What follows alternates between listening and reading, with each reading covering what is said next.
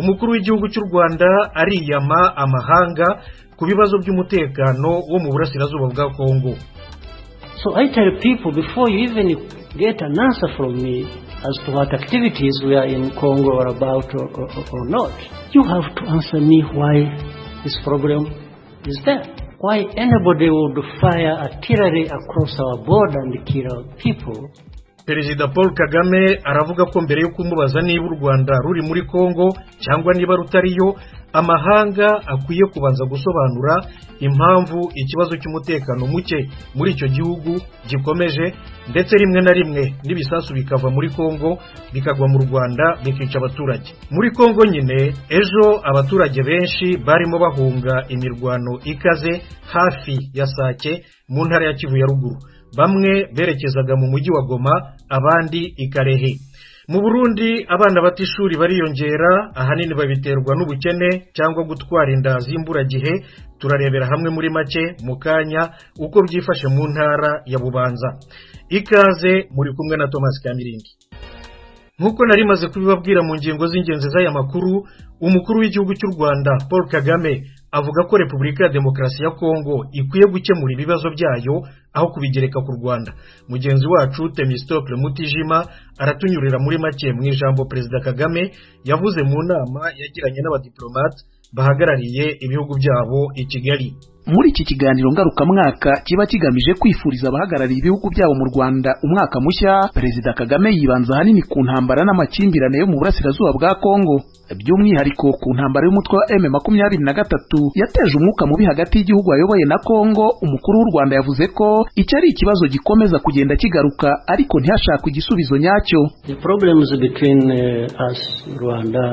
Ikibazo kiri hagati yacu Rwanda na Kongo n'ibibera mu burasirazuba bwa Kongo tukimazemo imyaka irenga 20, kandi ibintu bikomeje kuba nk'ibyo dufite uyu munsi, bisa nkaho byongera bigaruka nka nyuma ya buri myaka 5, kandi bikaza bisa nk'ibyabaye mbere.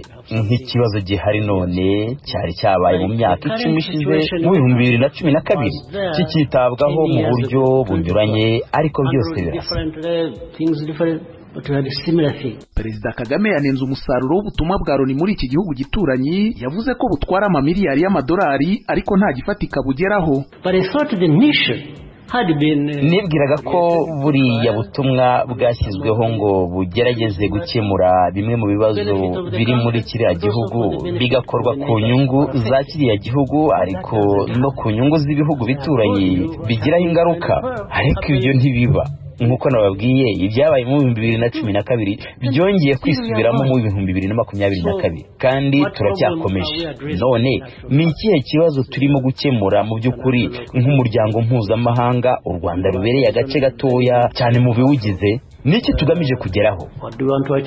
Mu gihe byinshi mu bihugu bikomeye byagiye bihamagarira u Rwanda guhagarika inkunga rushinjwa gutera inyeshyamba za M23 mu ntambara zihanganyemo n'igisirikare cya leta ya Kongo, umukuru w'u Rwanda yashinje ibyo bihugu kwirengagiza ukuri nkana kubera inyungu byaba bikurikiranye muri Kongo. Perezida Kagame akavuga ko gusohora amatangazo yamagana u Rwanda bisa n'ibyambura leta ya Kongo inshingano zo gushaka umuti w'ibibazo bikazihirikira ku gihugu cye. Aha kandi akaba yashinje mugenzi we Felix Tshisekedi wa Kongo guhindura imvugo no kwisubiraho ku masezerano agirana n'abandi bategetsi bagenzi be. This person has dishonored dozens of agreements he has made with the people. Uyu muntu yagiye yanga kubahiriza amasezerano menshi yagiranye n'abantu. None wowe wibwira ko hari icyo azubahiriza ku byo mwavuganye? Harimo yewe n'ubushize ubwo twari Bujumbura twaraganiriye, yarahari hamwe n'aba hafi ye, ari mu biganiro atanga ibitekerezo, twandika itangazo tumenyesha abantu ibyo twaganiriye n'igikurikiraho. Itangazo ryarasomwe, ariko ku munsi wakurikiyeho itangazo rivuguruza risomerwa i Kinshasa. The opposite communique is read in Kinshasa. Ku itangazo ryasohotse nyuma y'inama y'abakuru b'ibihugu byo mu karere iheruka kubera i Bujumbura mu Burundi, leta ya Kongo ivuga ko ibiri kubiyemo itabyemera kandi n'umukuru wayo atarisinye, yivuga ko amasezerano yemera ari aya Rwanda. Ku birego by'uko u Rwanda rwaba rufite abasirikare cyangwa hari ibyo rukora mu gihugu gituranyi cya Kongo, naho Perezida Kagame ati, So I tell people before you even get an answer from me mbwira abantu ngo na mbere y'uko ubona igisubizo cyanjye ku cyo twaba dukora muri Kongo, niba tunahari cyangwa tudahari, wakabaye usubiza kubera iki kibazo gihari. Kubera iki uwo ari we wese yarasa bombe akayambutsa umupaka akatwikira abaturage? Kubera iki FDLR mu kwa 11/2019 yambutse umupaka ikatwitira abaturage mu Kinigi n'ahandi? Wakabaye unsubiza impamvu y'ibyo. Sindimo no kugusaba kuza ngo umfashe gukemura icyo kibazo. Niba bambutse umupaka turabyikemurira, ariko se kubera iki tutakemurira iki kibazo aho gituruka? Bisa nkaho iyi kibazo cya FDLR kijemo, iyo bambajije nkazamura ikibazo cya FDLR basa n'abashatse guhindura icyo kibazo.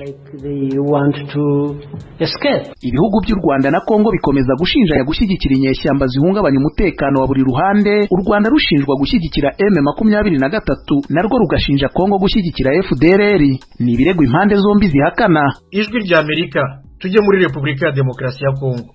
Ejo abaturage bo mu mujyi muto wa Sake hafi ya Goma barimo bahunga ari benshi imirwano hagati y'ingabo z'igihugu n'umutwe wa M23.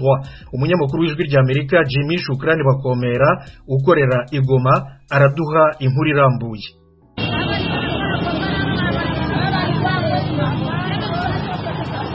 Aha turi ni mu gace kitwa Mubambiro, kari mu birometero 2 gusa uvuye mu mujyi muto wa Sake uri muri teritwari ya Masisi. Aha kandi ni mu birometero 25 mu burengerazuba bw'umujyi wa Goma, umurwa mukuru w'intara ya Kivu ya ruguru. Aka gace kazungurutswe na parike y'ibirunga iva muri teritwari ya Masisi yerekeza muri Kalehe mu ntara ya Kivu y'Epfo. Ni naho kandi usanga umuhanda mugari uva mu Sake muri Masisi ugakomeza muri teritwari ya Walikale iri mu birometero 135 mu burengerazuba bw'umujyi wa Goma, nayo nimwe muri teritwari zigize intara ya Kivu ya ruguru. Uyu muhanda kuri ubu wuzuye abaturage bavuye mu mujyi muto wa Sake kubera intambara ikaze hagati y'ingabo za Kongo FARDC n'abarwanyi b'umutwe wa 23. Benshi barimo kugana mu mujyi wa Goma. Abaturi kumwe baratubwira impamvu bavuye mu byabo. Mu mujyi wa Sake ntabwo ibintu bimeze neza, murabona ubu ngubu turahunga, nta kintu dufite. M23 yateye imaze gutera FARDC nayo yirwanaho, amabomba arimo kugwa ari menshi kandi ari kwegera umujyi wa Sake. Ibyo rero twebwe bikaba biduteye ubwoba, ariyo mpamvu ubona turimo guhunga.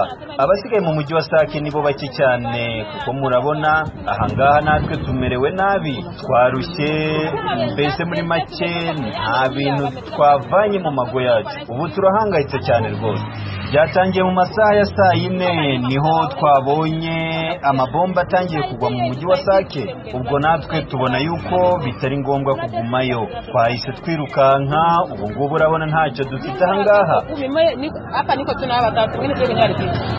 Alliance Kakuru tumusanze yicaye asa n'unaniwe. Uyu ari kumwe n'abana be 4 yahunganye n'abaturutse muri Sake. Bari mu nkambi hano no mu gitondo rero bateye baturutse ariko ku rupangu. Ubwo rero batubwiye ko twamye mu nkambi twari twakoze badukoreye. Ubu dusize Sake nta muntu n'umusiraye mu kureka nyine wenda yihambiye n'abandi badakugira ubwoba, ariko abanyabwoba bose nta n'umuntu n'umusiraye.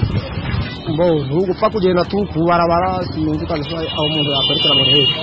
No kudufasha kabisa bakatwereka n'ahantu baba batuganishije bakadukorera n'inkambi abaturage bakadutungira umutekano.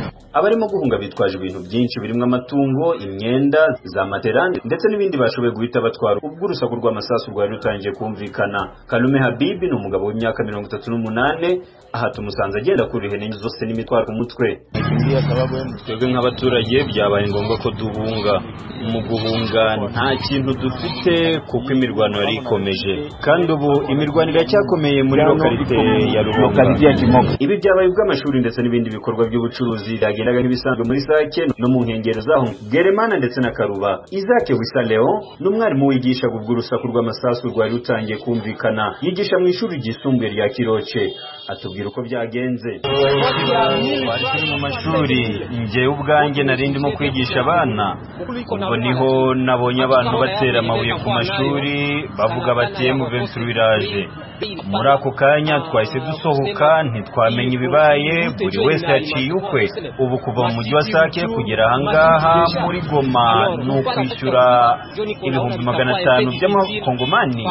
Ibyo rero bikaba bituma twebwe duhura n'ibibazo, kandi murabona ikibazo dufite ni ukubona ahantu wenda umuntu yanyuze imodoka ari kujya kuzana ibyo kurya biragoye cyane rwose. Aba baturage benshi barimo guhunga berekeza mu nkambi ya Burengo iri mu mujyi wa Goma, ubimaze kwakira abarenga 9,000 nk'uko imibare ya komisiyo ishinzwe kugoboka impunzi muri Repubulika ya Demokarasi ya Kongo ishami ry'intara ya Kivu ya ruguru ryabidutangarije kuwa kabiri ushize. Guhunga kw'abaturage ba Sake byateye ubwoba abaturage bo mu mujyi wa Goma, dore ko Sake ibanzirizwa uyu mujyi utuwe n'abarenga miliyoni zirenga 2. Imirwano hagati y'ingabo za Kongo FARDC n'abarwanyi ba M23 ikomeje gutuma abatari bake bava mu byabo, bakaba bari mu nkambi zitandukanye mu mujyi wa Goma na teritwari ya Nyiragongo. Amakuru dukura ku buyobozi bw'igisirikare mu ntara ya Kivu ya ruguru yemeza ko muri aka kanya imirwano irimo kubera muri lokalite ya Kimoka iri mu birometero 8 gusa uvuye mu mujyi muto wa Sake. Colonel Guillaume Njike Kayiko, umuvugizi wa FARDC muri Kivu ya ruguru, yatangaje ko FARDC ifite intego yo kwigarura utwo duce twose turimo M23 nubwo abenshi mu bakongomani bamaze kwiheba. Ubwo twagereza kuvugana n'ubuyobozi bwa M23 ntibyadukundiye. Jimmy Shukrani Bakomera, Ijwi rya Amerika, Igoma.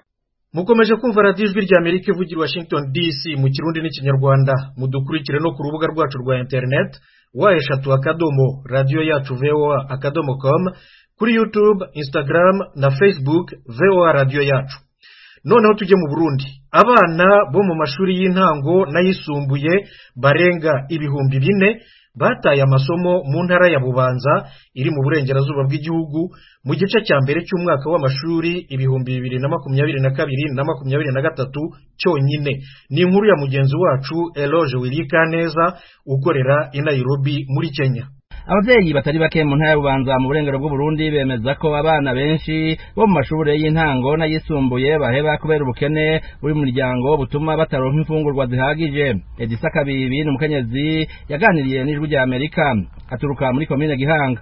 Tubasembe bateye make tubasomera umuryango kararira nawe nk'abanyeshuri bobo baraho bagenda kwishuri cyangwa bagasiba kukubera inzara barara ubusa ariko mashuri babagabura naho batabagaburira. Uwo mutama w'umusangwa butaka w'imyaka 65 navuga ko bigera ku batwa bikunyuka. N'ubu bwoko turi kumwe bw'abahutu n'abatuci twese tumerewe nabi, no kuvuga ubukene buraturembeze, kubaho nabi, ukurya nabi, abana b'isuri barataye amashuri, no kuvuga bivanye twebwe ubwoko babasangwa butaka burya twebwe turi ubwoko tubabaye gose. Abana b'abatwa bagira baheba amashuri ku bwinshi, abanyeshuri 989, abana b'abatwa n'abahutu n'abatuci bamaze guheba babageze mu ijana. Imana niyitugaburira nka kujya kwinyoni twebwe nibwo bwoko babasangwa butaka niko tubayeho. Claude Badugaritse umuyobozi w'indero mu ntara y'Ububanza yemeza ko muri iki gice cya mbere cyonyene abana barenga 4,000 bamaze guheba ishure. Agira akatubwira imvo nyamukuru zibituma. Mu ishure shingiro hahevye abana bagera ku 3,938, inyuma ya shure shingiro naho abana 185, bose hamwe hakaba hahevye muri iki gice cya mbere abana bangana n'4,123. Ivyo wabituma abo bana baheba amashuri ahanini kiza ubwa mbere nikijanye n'ubukene mu miryango. Akaba hariho nabandi baheba kuko bagiye kubaka hataragera, nabandi bakaba baratwaye inda batifuza. Emmanuel Ngenda